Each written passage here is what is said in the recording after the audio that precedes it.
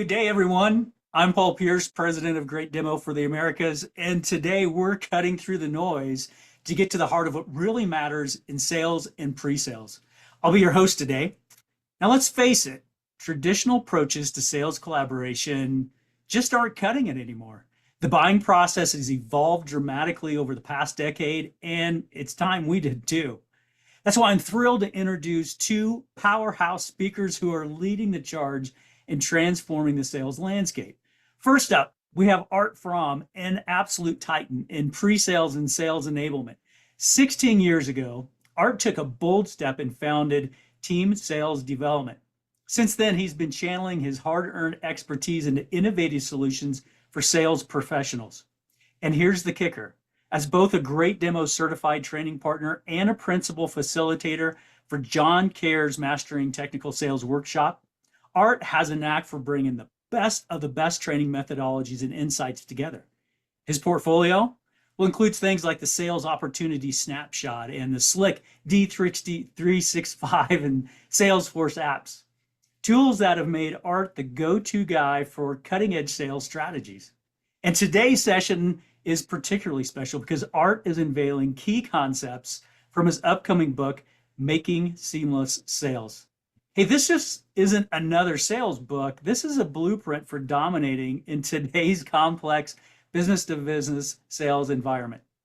And if that's not enough, I'm always thrilled to introduce the godfather of pre-sales himself, Peter Cohan. Peter's the author of Great Demo and Doing Discovery. And folks, he's not slowing down. He's currently producing nearly one article a week on mastering key sales concepts. I hear there may be a new ebook coming out, but stay tuned. And all these insights are available for free on greatdemo.com or can be delivered straight to your inbox through our monthly newsletter. So buckle up because today's session is going to change the status quo and give you tools to take your sales and pre-sales efforts to new heights. So with that, let's dive in. Art and Peter, welcome to the show. Thank you very much. Good to be here and welcome everybody that's watching live. Good to see many familiar names out there. And if you don't mind, maybe drop in the chat quick where you're calling from and your job title, if you would, please. If you're watching the recording, thank you for that as well. If you stay tuned at the end, there will be a link to the presentation PDF, so you can grab that. And we do want to try to save some time at the end for questions.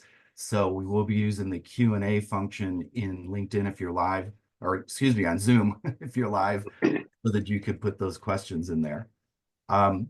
So it's great working with Peter and Paul as a certified Great Demo partner since 2016. I can't even believe that it's been that long. The time has flown by. We've had a lot of great times together, and many of the inspirations for my book come from Great Demo. In fact, I've shared some of the experiences that I had with Great Demo in the forward for Peter's third edition of Great Demo. So make sure you grab Great Demo. If you have the book, you can check out, Paul has a forward in there as well with some information about us. There we go. There's the third edition of Great Demo. And don't forget about Doing Discovery, which is also up on my bookshelf right here. So let's go ahead and I'm going to share my screen here and we'll begin with a quick agenda. All right, so this session really is a bit of a preview to the soon-to-be published book that Paul alluded to that I've written. Is called Making Seamless Sales. And it does feature content by Peter about Great Demo and John Kerr, and then the sales methodology partner that I have as well, Steve Bistritz.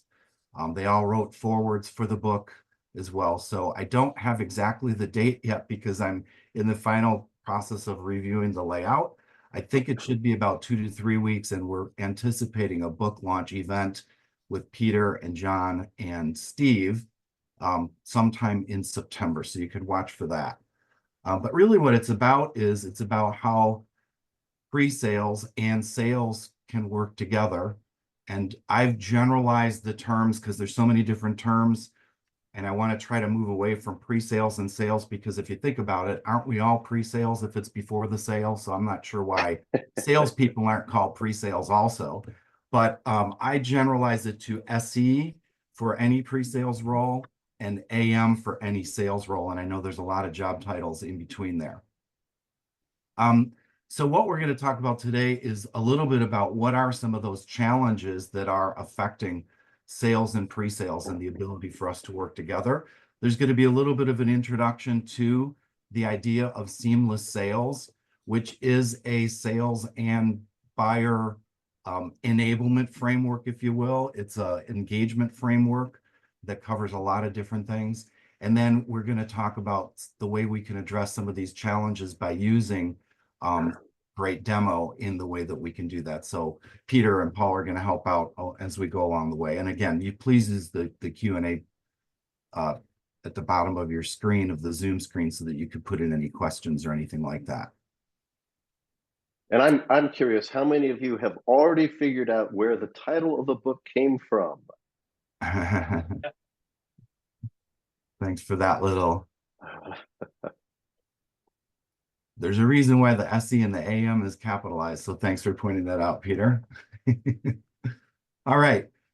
So if we're going to talk about making seamless sales and increasing all of our success, let's talk about the buyer. There's been a lot over the years about buyer enablement and things like that. And in fact, there is a big evolution in the buying process over the years. So what I'd like you all to do is, I'm going to type in the chat here.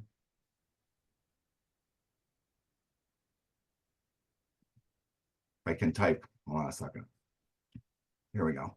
So in the chat, I just put evolution. And what I'd like to know is, in your experience, in your role, what have you seen as some of the changes in the past 7 to 10 years-ish of the buyers that you're working with? And by buyer, I mean any type of stakeholder that you're working with, whether it's technical or business, but in general, what's different about the lay of the land? Maybe even think about what's different in terms of the product that you're selling and the way that you are expecting to buy or consume your product.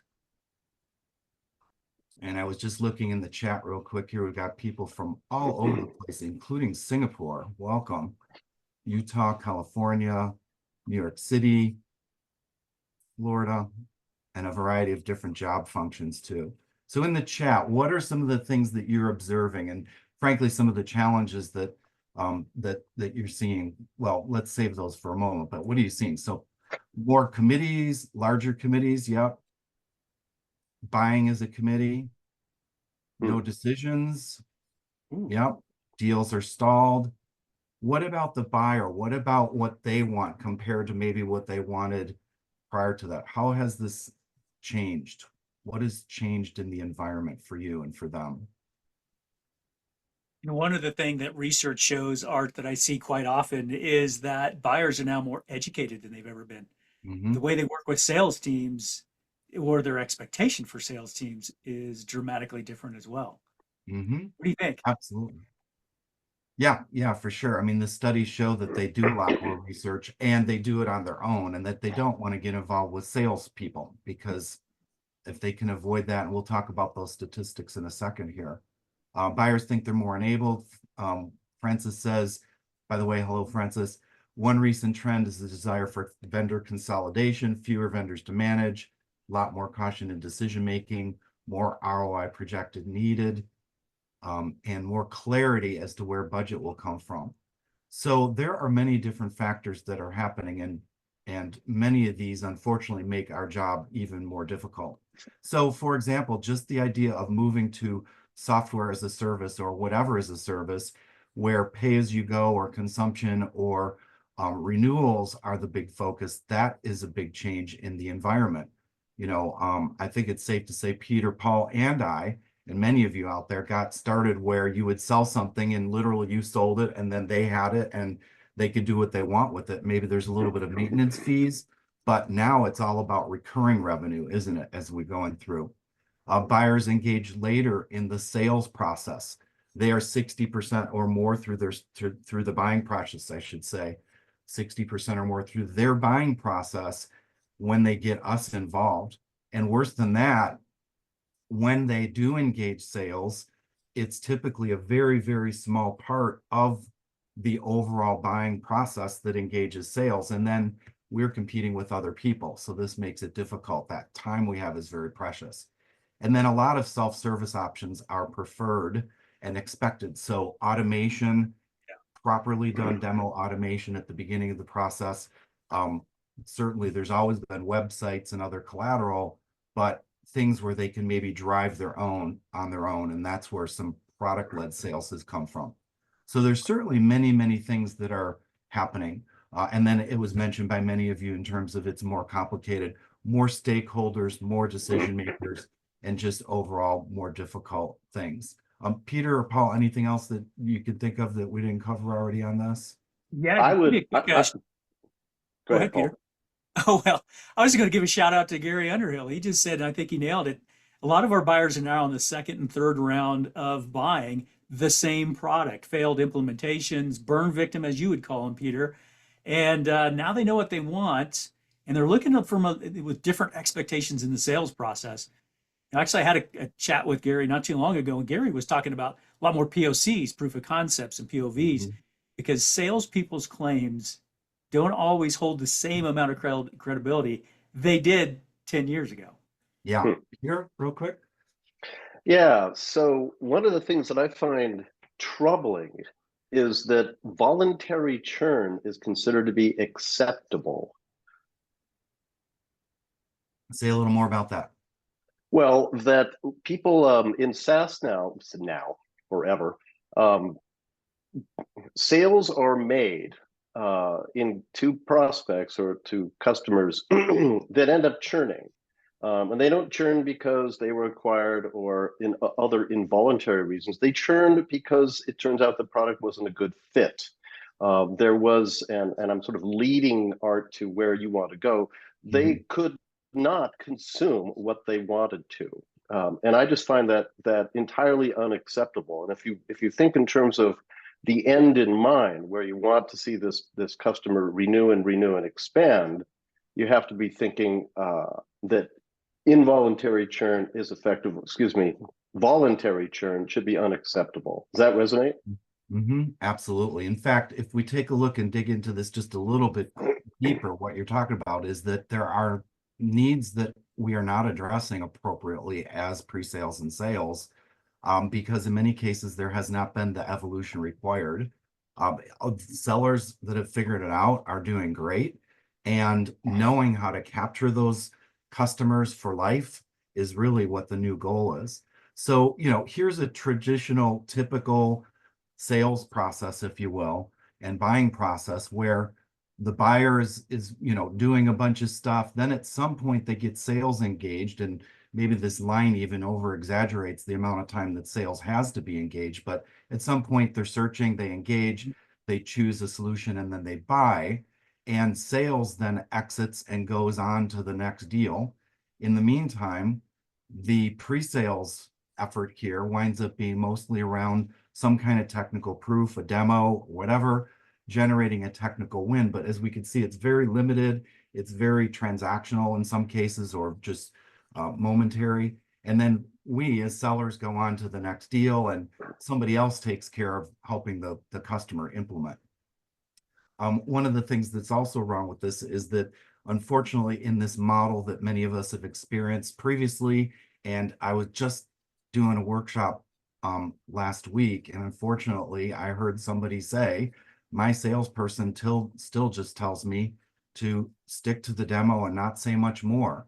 So there's things going on where, unfortunately, it's not going much beyond this. And technical win, by the way, we could have a half-hour discussion about what is meant by technical win. Usually it's where we've done a demo and it worked, and we're high-fiving that the demo worked, and now we move on to the next demo, but we often don't hear what happened, or we find out that nothing happened. And but yeah, we did a fantastic demo.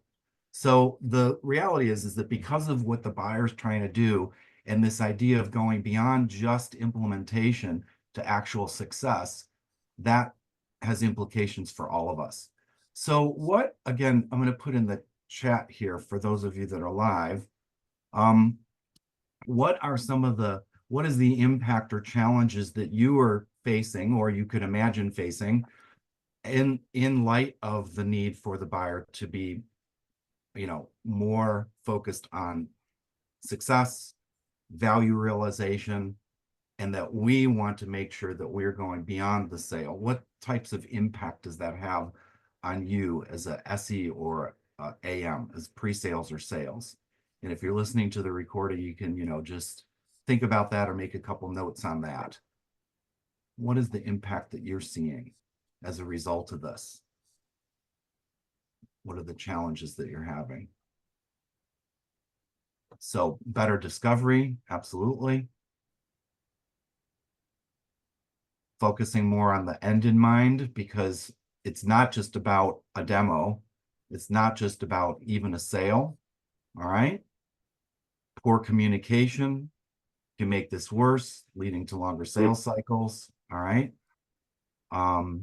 Remote first culture era of Zoom means people's attention. Yeah. So if we only have 17% of the entire engagement that they're doing, and we're competing with others for that, and then we're trying to do it virtually, now we're down to some very inefficient, momentary interactions that need to be maximized for benefit of everyone. All right, let's see what some of the other ideas were here. So having a great solution or a demo, even achieving the technical win, isn't enough. Just having a demo that works isn't enough. And David says here, need to work more closely with sales to do proper discovery, understand business issues, map them to the next meeting's demos for consistently, demos more consistently, and value focus. Absolutely, 100%. And we need to lead the buyer to consumption and renewal. In the past, we didn't need to think about that too much, but from hello, we need to start thinking about not just getting a quote technical win or even the sale. It means that we need to also drive consumption and renewal. And of course, you've heard this all along, but now even more than ever, the way you engage will differentiate you from anybody else that they're talking with. So if they see a bunch of show up and throw up demos and there's no idea of what the end is in mind, and it doesn't seem like you're leading down a path of success, and worse yet, they've just been handed off by a SDR to an AE. There's been a bunch of questions along the way. Now the AE gets you involved as a pre-sales person, and now you're asking a bunch of questions because they either didn't get the information or they haven't given it to you. And then you pass it on to the next person, the AM, let's say, and then they pass it on to customer success. And now we've got all these different broken connections all the way through. So working seamlessly means not just the SE and the AM interacting with the buyer better, the stakeholders, but upstream in our sales process and downstream in our sales process. How are we communicating? What are we finding out? And then is the buyer really feeling like we have their interest in mind, not just our sales process? So Can I where interject with yeah, please, a thought? please. Have I ever told you about my concept of the book of life? Okay, if it could be, yeah, go for it. Yeah, no, it's just an interesting thought that I've always had, because what I constantly see, and I think you're alluding to this, is like this paradigm of sales and pre-sales interaction is extremely important. Understanding the needs of our customers, at Great Demo we call it the critical business issues, are very, very important in articulating that. So when it breaks down in sales and pre-sales don't have a great relationship or the good discovery, they haven't really performed adequately, I would say, in front of the customer or up to modern standards. What they find is delayed sales cycles and the things that we had talked about here.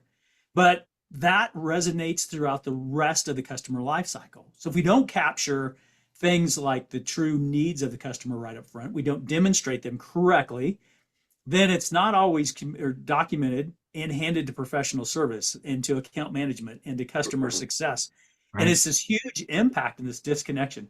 I won't get into all the details of this concept of the book of life, but by capturing each unique need of the customer effectively, demonstrating it effectively, and transitioning that, inserting it into the book of life that follows the customer through their, I guess, through their cycles, their journey, if you will, in the interaction with your customer, all of that is compromised at the initial phase. Most people and organizations don't do it well at all.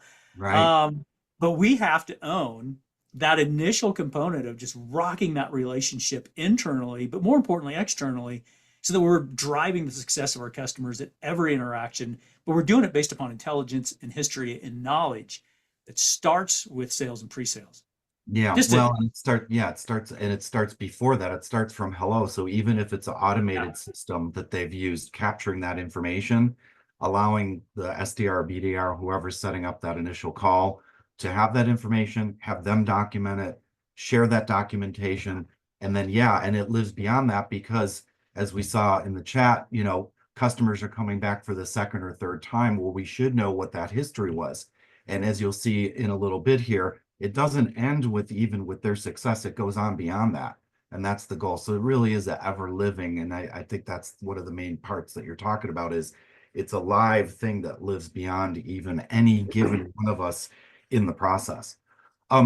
So, whereas in the past, closing the sale was the goal. And as pre-sales, we might not have been involved with that. And as a salesperson, we definitely would be driving for that. The reality is closing the sale is no longer sufficient. What we really need is a commitment to consume. That's what all of our goals are. And everything we do should be moving along the line of getting them to commit that they're going to consume and use, because that's where we get paid from. We're getting paid now on the recurring revenue that's happening. And in fact, that is becoming more and more a part of the compensation structure. This is a slide from this is a page from the consensus 2024 report for the SE compensation and usage guidelines. And by the way, there's a little QR code there. If you have your phone handy, you can scan that and get this report for free from consensus. And what it shows is pretty startling. And by the way, this has been consistent, if not growing, in terms of what you're about to see. Over on the diagram, what you're looking at is the number of respondents that answered to the question, what is the way, how are you measured? And it goes all the way from closed revenue down here to the duration of the product, whatever that means. But I want to focus on the top part of it, which is the top two are closed revenue and ARR, annual recurring revenue, and then feedback from sales. So what this is saying is a couple things for us as a team is working together better is one of the things that's measured. And I'm glad to see that. Although I wonder what those measurements are, because there's still a lot of evidence of that not happening so much. But the number one thing, and both pre-sales and certainly sales, of course, is compensated on this, is annual recurring revenue, not just closed deals. And in fact, if we move down the list here, we've got demo and POC activities, which is a bit of a concern because we don't want to reward, bad demos, but if they're looking into the quality, but that's do fine. Do more. Yeah, right. Do more bad demos, right? Sales quota, percentage of deals won or lost, you'd almost expect that to be higher, right? And then look what's the number 6, the technical win. I think part of that is because, technical win is not the biggest indicator of whether the deal's going to close. There's many other pieces to that. But beyond that, the reality is that we are measured on, are they actually implementing? So it doesn't matter if we have a demo that goes well. It doesn't matter if we have a POC that goes well. Even to some degree, the salesperson can close the sale, but that doesn't matter, because what matters is, are they using this into the future? And of course, many of you on the call, especially if you're in sales or pre-sales, might be wondering, well, what do I have to do after that? I turn it over and somebody else is responsible. But what I want to assert here is that from hello, we should be thinking about what it is that they're trying to do. So let's take a moment and peel back the process here and take a look real quick, if I could interject, Paul, the sure. second line item on that chart scares me to death. Mhm. Hey, you two, I mean, it may be included to some extent, but you two are literally one of the world's leading experts on demonstration best practices. Literally, no one knows it better than you two. And maybe I could throw my hat in there, but you got it. So let me ask you, how many sales folks understand what a great demo is and how to do it? In your opinion, just you two or anyone in your chat dialog box, how many times do we hear sales folks say, go ahead? Only the best. Only the best. And how many times do we hear this? Oh, just give the same demo you did last time. Just do what you do, man. You're the best. And then you show up and you give a demo that doesn't correlate to what the customer needs. And so you take that perspective, and I think you're right, Peter. Only the best know how to do a great demo. In my opinion, is the majority of account execs, and I've been one. I know, don't know what a great demo is and how to do that correctly. So the thought that they're I guess they're somehow influencing feedback and compensation for SEs based upon feedback from sales scares me to death. A little bit of a tangent there, but I just saw that and I was like, oh my, that's scary. Yeah. Well, Maybe a better way to do it. yeah, and you bring up a good point though, and we're going to come to this as we move through here is what is it about a great demo, the method we teach for great demo that helps with this picture right here? How is it? Because most of the time you think of a demo as gather some requirements, show some stuff, get their agreement, and wow, we did a fantastic job. And then whether or not it actually matters, that's up to somebody else to figure that out, right? When it Right. comes to demos, though, the feedback from sales is important because how did that interaction move the deal forward? That's really what I like to measure is every interaction. What are all of us on the sales side, all customer facing roles doing to move the customer satisfaction forward and that consumption that ultimately we're driving for? So to help with that, let's take a quick look at the buying and selling process. Now, this isn't any big revelation, and this is just a typical process that may look similar to yours. You may have more stages or fewer stages. It's not about the stages per se, but I want to just show you real quick the sales process and then the buying process. This is starting with us identifying an opportunity, qualifying it. Then we do discovery properly, should be, right? Prepare a solution, present the solution through demos, POCs, whatever. At this point, we're also in a competitive situation most often with RFPs or other things, or we're up against other alternatives. Then proposal and close, and then deploy and enable. And oftentimes in the previous world, if I jump back here for a second, that's about where it ended. You know, it ended with implement, and now they're sort of on their own and going off, and hopefully they're running with it. Notice that this includes, yes, measuring the results, measure the results of what happened when they implemented it. Now, the buyer's process in conjunction with that is they are also doing some things. And again, they may not get us involved as early as this shows. Sometimes they don't involve us until they're evaluating solutions. But they start with establishing the business objective. Something has happened, they need to do something. How does it affect the business, and what will they do to fix it? They're going to analyze the needs that they have and the impact on their business to start to develop an idea of what's the size of this, the criticality of it, the timing of it. They're going to start to explore options, which may include, very importantly, internal options, such as best of breed or homegrown, or even the option to do nothing because maybe this problem isn't big enough for them. Evaluate solutions. And again, those solutions could be a variety of things. Most likely that's where they're engaging us for sure, because they may be looking at different type of solutions, something from us or from our competitors. They commit to a solution, sign the paperwork, they implement the solution, and they are measuring results as well. Now, this, you know, again, not rocket science here, except for I do want to make everybody aware and think about the end in mind. And that's, as any of you know about great demo, we talk about do the last thing first. And we're talking about how we show the actual demo of the solution. We show that at the beginning of the meeting, and then we do the details leading to the conclusion. Even here, though, as Stephen Covey has pointed out, we want to start with the end in mind. So since the end in mind is this, that's what we should be starting with at the beginning, not just the end of our close or proposal. So I want to ask everybody a quick question here. I'm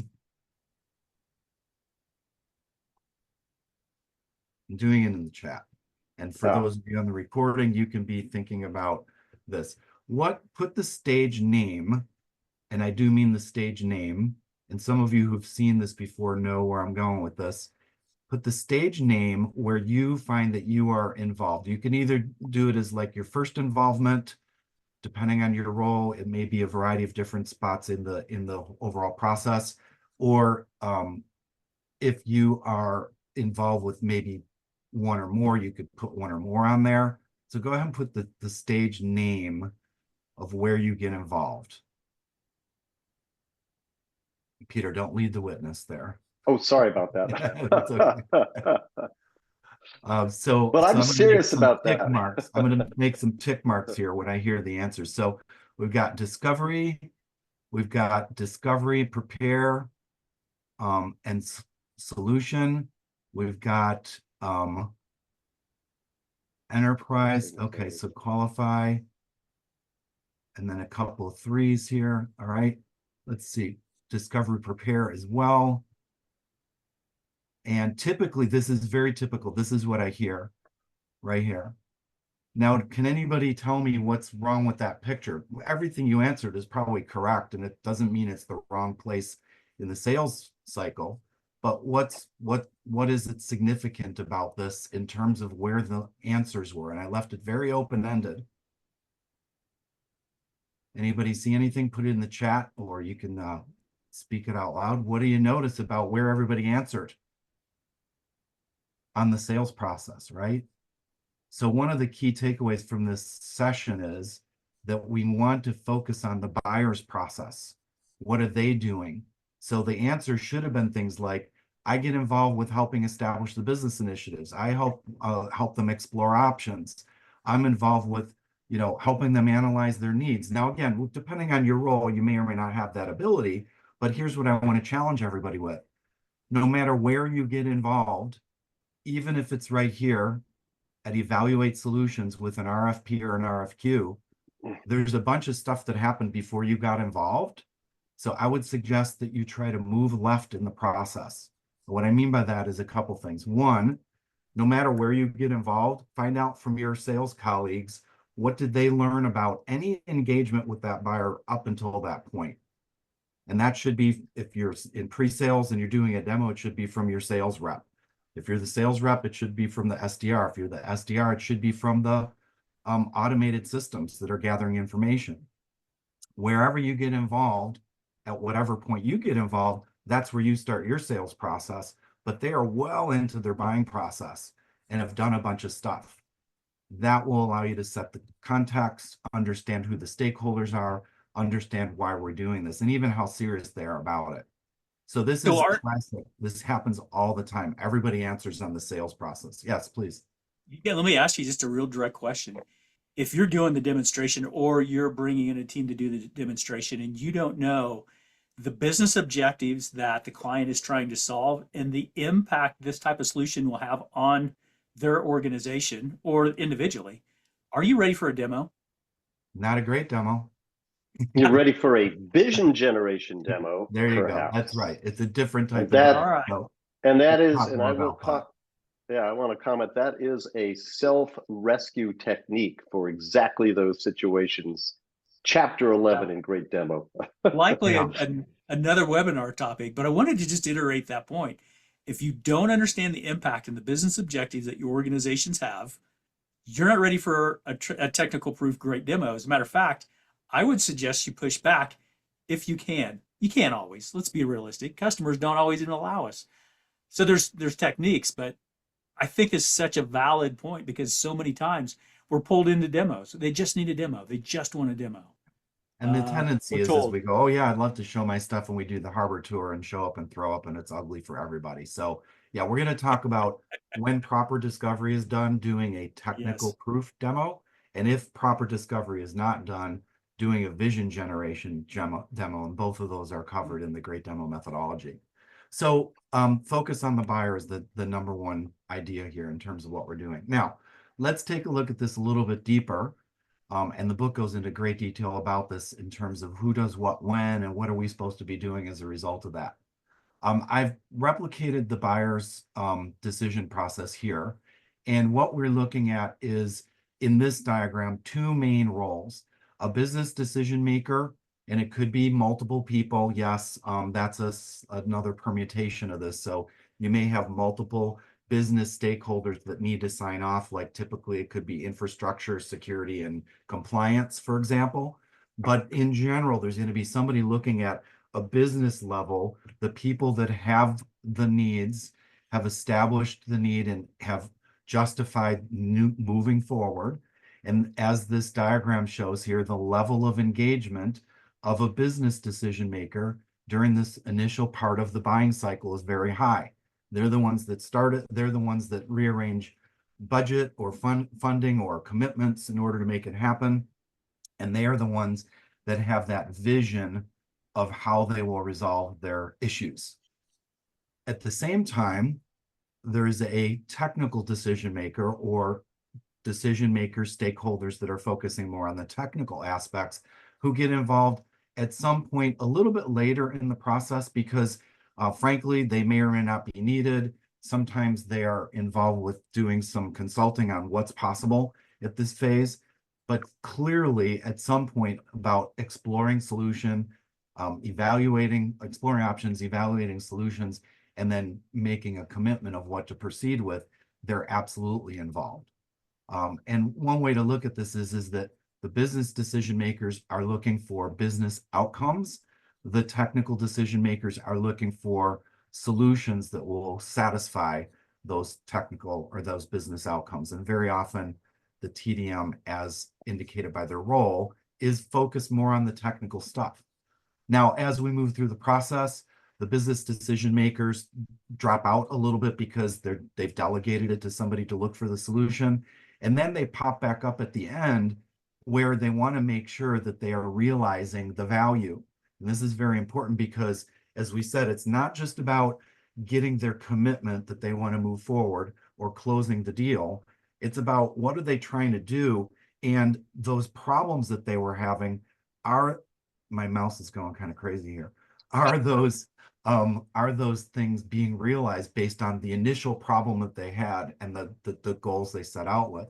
And of course, they're supported by the TDM type person to implement the solution.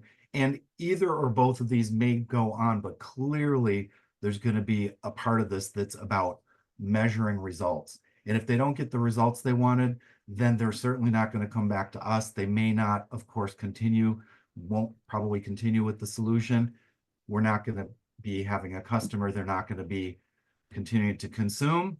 And voluntary churn. ARR. That's right. It's going to churn. So that's from the business perspective. And keep this in mind for just a moment. I'm just setting the stage here. But key takeaways, there are distinctly different people that are engaged with distinctly different goals. They should be working together in order for the TDM to support the BDM's goals. Now, as you can imagine, when it comes to us in this process, meaning anybody that's a customer-facing role, there's some parallels here. Namely, the, generally speaking, account manager, which could be a variety of sales roles, and it could even include some of our automated processes at the beginning. And that is all about qualifying and doing proper discovery, hopefully. That is something that's done. The level of engagement of that type of sales role is high. And at some point, there is a pre-sales, quote unquote, role, a SE, that could look like a variety of different job titles that gets involved somewhere, probably around here, where we are trying to figure out what their needs are, how we're going to solve them, help them explore options, and then show the solution. So initially, the SE might not be involved too much. At some point, their involvement is much more because, once again, the salesperson, the AM, should be working with them to hand that off, give it to them so that they can work on this. Now, what is the SE working on? As you know, it's going to be technical things, but not in a vacuum. It has to be technical things for the purpose of doing the technical close. So what we want to do there is not just show the solution, but get the commitment that they like it, they're going to move forward, and that they will recommend it. And then for the salesperson, they are working on the business close, which is to get the business decision maker to say, yes, I understand your solution can help me based on my technical decision maker.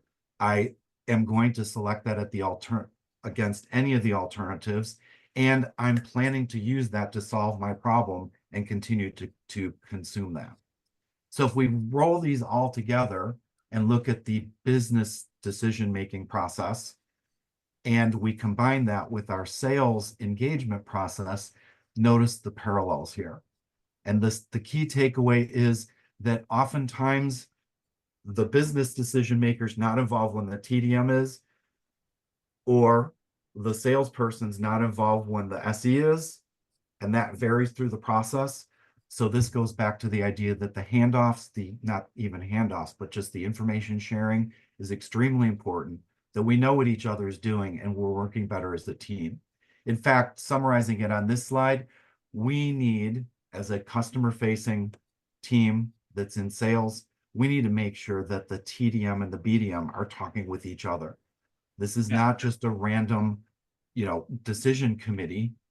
It's not a purchasing person. Who are the people that are really trying to drive the solution? And we want to make sure they're working together. That means that we are working together. If you're an SE, you're working with your AM. If you're an AM, you're working with your SE. So these are the things that we want to be doing and in concert with each other, which means communication, sharing information that's stored, planning meetings properly, and ensuring that we're all working toward the commitment to consume and success, which is measured at the end of this whole process. Hey, Art, let me ask then. I mean, you've laid this out pretty clearly. There's a lot of communication things to consider here, and I think you've done an amazing job of laying out the problem. My question is, how do you fix it? Mm-hmm. How do we take this, leave this session today with ideas and concepts, change the way that we're working with buyers? Yeah, we're going to get into that and specifically how Great Demo can help with that. And then since we can't cover everything, there's a lot more details in the book itself as far as working together. But some of the basics are the communication.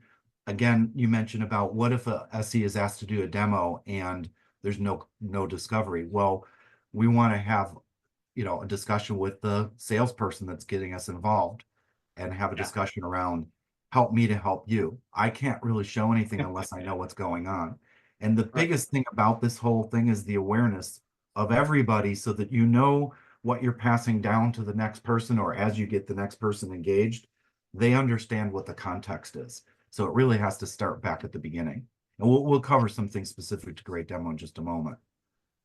So if I think we're all aware and it's clear that the sales process is a loop that continues, right? We shouldn't just go off to the next deal. We want to make sure that there's more that we can do for that customer, growing the deal and other things like that. But at the same time, the buyer's process is also a wheel. As somebody said earlier, there's the second or third time that somebody's come back. So if we take a look at the buyer's process and put it into the form of a wheel, where even once they measure results, now they come back for more. Maybe there's another capability that they realize, or maybe there's another group they want to bring online. And then that allows us to properly gauge our sales process around that in terms of where we get engaged and what we do. And it's all about, once we measure the results, which ties back to the beginning, what are we doing to be sure that the next opportunity that we can help with is identified and we can continue with that. And I've simplified that a little bit into this diagram, and then we're going to get into some of the Great Demo things here in a moment, of the overall process of three main phases. And what we are doing as a team is enabling the solution from hello all the way through success, and then around again for the next set of people that need it, the next capabilities that they need. And at the same time, we are managing this with account management as an overarching goal. And different roles can come and go in here. In some companies, the SE may play a role all the way through implementation. And in some companies, automation plays a big role at the very beginning of it. But whatever those job functions are, this is really what our goal is. So key takeaway here is our overall arching goal is solution enablement and account management, which again is the seamless sales, because if those aren't happening continuously, and as the SE and AM team, we are not enabling that, then it's not going to work for the customer's benefit. So the question becomes, and I've just taken this diagram now and shrunk it down as a little key slide here. the question becomes, how can we implement some of this, to your question, Paul, in terms of great demo? What can we do to bridge some of these gaps and make this happen? Well, clearly one of the things, and it's come up a number of times already, is proper discovery right up front and making sure you're working together to do that. But there's another thing, and that, by the way, so that's going to allow the one of two types of great demos is a technical proof of capability. So we know what they want based on engagement with them. As a team, we understand what they want. Now we can put together our technical proofs that are appropriate, make sure that that's satisfactory, and it's going to help them out. But beyond that, Peter, you mentioned earlier about vision generation. So if you want to take a minute here to say vision generation and how that plays a role at the beginning of the engagement process, really no matter where we wind up getting engaged. So vision generation enables two things to take place. In situations where you don't have sufficient discovery information to move forward with a technical proof demo, that is the antidote. So a vision generation demo is designed first to satisfy desire to see what's possible, and I'll come back to that in a moment. And then once they are gratified with that information, to move them gently but firmly into a discovery conversation. So it's a self-rescue technique for those situations where you don't have enough discovery information. But wait, there's more, because the second piece of vision generation is more properly termed re-engineering vision, or vision re-engineering. Yeah, Because hold that thought for 1 second, because let me summarize something real quick on the slide here. So between discovery that's done properly or discovery done during vision generation, we want to determine the critical business issue for the client. What are they really trying to do? And by the way, what Peter just mentioned in terms of vision generation, where we haven't got discovery in place, it leverages fear of missing out and the fear of messing up. oh, that's what that is. Stakeholder, FOMO, fear of messing up on the part of the stakeholder, because they may not know, and we know that buyers don't know what they don't know. So we can help them with what have we done for others that are successes that we can expose them to as a little bit of a give to get, and therefore they get curious about that and say, wait a second, if others are doing this, maybe you can help me with what I'm doing. And if others are doing this, maybe I should be doing this. So that vision generation creates the curiosity and hope. And then is the vision re-engineering that you were starting to talk about. And it's what Art just said. 99% of prospects do not know everything about your offerings. They cannot. And so they come into the equation with a belief that they know everything based on what they've browsed on the internet, but they don't. And so part of your job, or our job, is to appropriately educate them with respect to capabilities or solutions or problems that they may be totally unaware of. That's what vision reengineering is. And we talk about that in the doing discovery methodology. Art? Yeah, exactly. So this can allow you to expand. Remember, if we think about what is going on in the buyer's process in this stage, they're trying to figure out what to do. They have a problem and they're trying to figure it out. So we can help them see what that possibility is based on our experience. And that, therefore, everything that comes out of the back end of this process can be the feeder for us to this part where we take previous successes in a similar vertical for similar stakeholders, and we use that to cast the idea of the vision of what's possible. And when I say expand here, this is oftentimes where you can expand your opportunity. They may have come to you with one thing, and maybe there's other things that you could do. Or it's saying segment, as in narrow down what you're going to propose, because they've asked you for the world and it doesn't make sense for your environment. The other thing is that it allows you to explore across other stakeholders in their environment, or even up to different types of groups or things like that. So this is a tremendous discovery tool that helps. And we teach sales as well as pre-sales, but primarily sales, and even SDRs and BDRs. I've taught workshops helping them to use this as their technique instead of just trying to show something. The other place that Great Demo comes into play is, of course, with the whole idea of achieving that goal, the measurable results. We're almost done here. So if you got questions, go ahead and put them in the chat. and or sorry, in the Q&A, and we can handle those here at the end. From hello, we need to be thinking about things like in the great demo methodology, the critical date, which is when do they need those critical business issues solved by, and a value realization event, which is when will they start to actually see the value. So do you want to talk a little bit about those, Peter? And okay, let Sure. me tee this up for you a little. That's what they're looking for at the end. But when we're in discovery, why are we looking for that when we're in discovery? Aren't we way over here on the left? And yet we're looking for those things at the beginning? How come?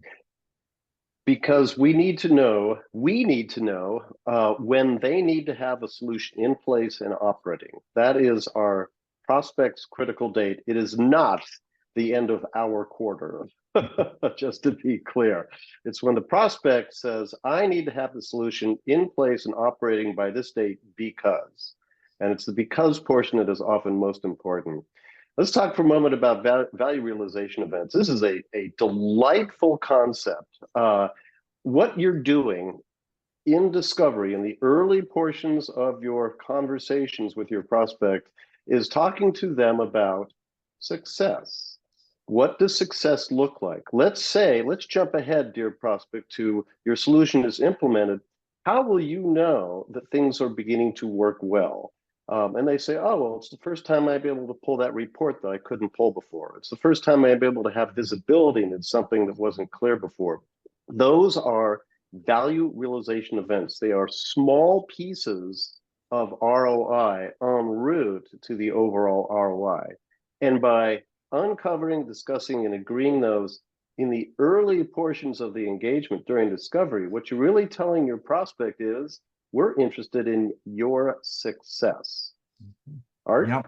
And that's the commitment to consume that we're going to look for. It's not about, hey, was this demo fantastic? Did you like what you see? That's part of it, but it doesn't end there and it doesn't end with the sale. It's about where are they trying to go. So from this, we will, and again, how do we work together better as a team?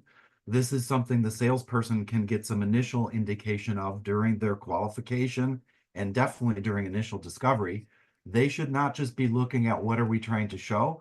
As a team, we should be looking at what are they trying, what is the client trying to accomplish, and what are the goals that they have in mind, so that when we do show something, we can show the way that it relates to helping them to achieve their goals and the way that they can move through it. So it allows us to think about things like, when do they need the solution in place? Maybe they have some kind of product that they're currently using that's going to be end of life, or maybe they're going to be merging with another company and there's some things they need to put in place before that merger. So whatever that solution implementation date is and or the go live deadline, that will be uncovered for us, which is a big driver and motivator. In Great Demo, we talk about three reasons that they may do nothing. One of them is no critical business issue, or there might be an issue, but they don't think it's critical. Second thing is there a critical date in mind in terms of what it is that's going to happen? The other thing is now, as Peter said, they know when they can anticipate the value of the solution, and that should be very attractive to them, and they should want to pull that. And then the measurements is important, quantified measurements of value. So that's where we can use all this goodness inside of our technical proofs, connecting back to the business needs. And therefore, the TDM can look like a hero to the BDM. They are not just going to be implementing a solution. They implement a solution to solve a business problem. And we are helping the TDM to accomplish that. So it's very important for us to find and communicate quantified value, what we call the delta, where they are now, where they want to be. And then for all the features and functions, tie that to the delta or value, and then finally use the value to drive more engagement by continuing with that flywheel. So now they see some of it, and maybe initially it's a small piece of it, it's a small success, and now they think about other things, or they get other people involved, and that's why it really is a flywheel. So wrapping this up, and then we'll take a few minutes for questions. The whole engagement, and yes, we're starting with pre-sales and sales working together better, because if we don't fix that, that affects a lot of other things. If we do fix it, many other things can happen. But for everybody in a client-facing role, it's all about thinking of client success, not just about our sales process. And, you know, for sales out there, think about where you wired. It's probably on commission and things. So guess what? Having them successful will do that. As we saw from the consensus survey, more and more pre-sales are also compensated the same way. We'll be able to work together more seamlessly. We are team members. We do different functions, but we're equal parts. And from this, the client wins, the account manager wins, and the SE wins. So that's really the story and a little bit of an insight to what's the problems, what are the implications for us, where can we look at in terms of our relationships internally and with our stakeholders, and then some ideas around that specific to Great Demo of how we can help that and really focus on that end in mind.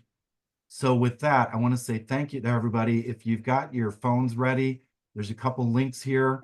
There is a link to a spot on my website that has information about the seamless, Making Seamless Sales book. This is what it looks like. And oh, by the way, let me just show you real quickly here. Yes, there's forwards by Steve Bistritz, John Kerr, and Peter Cohan. So they're all going to be involved with that. And you'll Three see forwards. You should have called it a 3-word. Ah, I like that. Nice. And then here, for any of you live or if you're watching the recording, here's a QR code to get access to the PDF link so that you could download the PDF.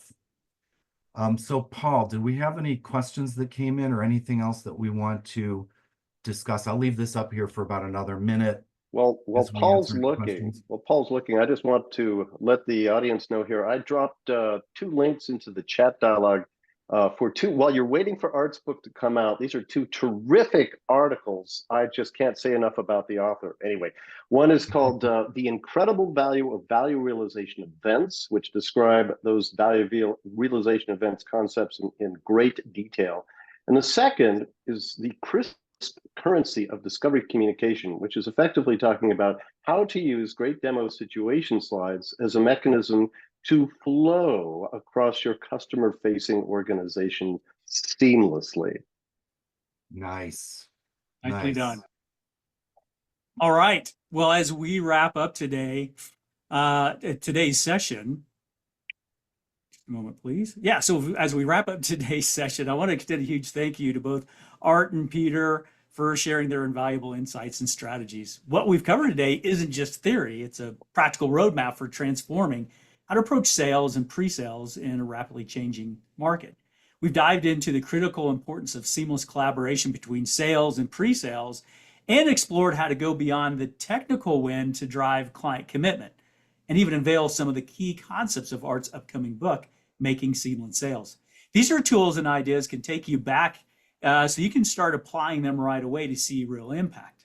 Remember, the evolution of the buyer's process demands that we adapt, innovate, and lead with value every step, and that these concepts that you've learned today are designed to help you just do that.